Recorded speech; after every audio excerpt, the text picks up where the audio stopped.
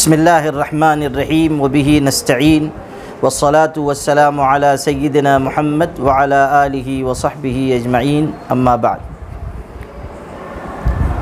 تمام ہی برادران اسلام کی خدمت میں السلام علیکم ورحمۃ اللہ وبرکاتہ۔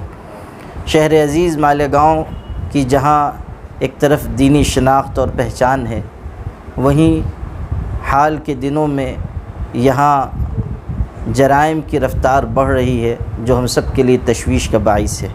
خاص طریقے پر قتل اور خودکشی کی وارداتیں آئے دن ہو رہی ہیں، اور اس کے پیچھے جو اسباب ہیں وہ بھی سامنے آ رہے ہیں۔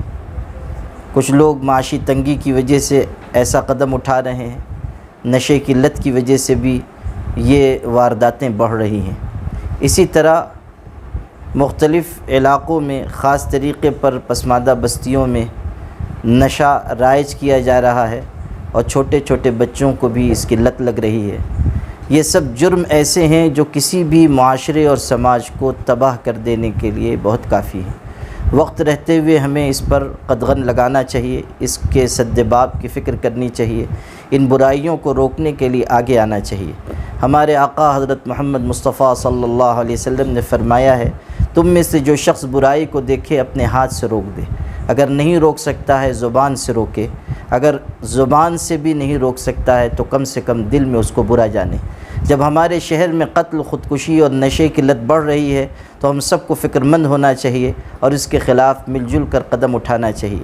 اپنی نسلوں کی حفاظت کے لیے، اپنے سماج اور معاشرے کو برائی سے پاک کرنے کے لیے، اپنے شہر کی دینی شناخت کی حفاظت کے لیے ہم سب کو آگے آنا ضروری ہے، وقت کا تقاضا ہے۔ اسی لیے آج آپس میں مشورے کے بعد یہ بات طے ہوئی ہے کہ انشاءاللہ آنے والے جمعہ کو حافظ خلیل احمد جماعت خانے میں مدرسہ بیت العلوم کے سامنے شہر کے اداروں، کلبوں، تنظیموں اور مختلف سوسائٹیز اور دینی جماعتوں کی ایک میٹنگ رکھی جائے، جس میں آپس میں مشورہ کر کے ان برائیوں کو روکنے کے لیے اجتماعی قدم اٹھایا جائے۔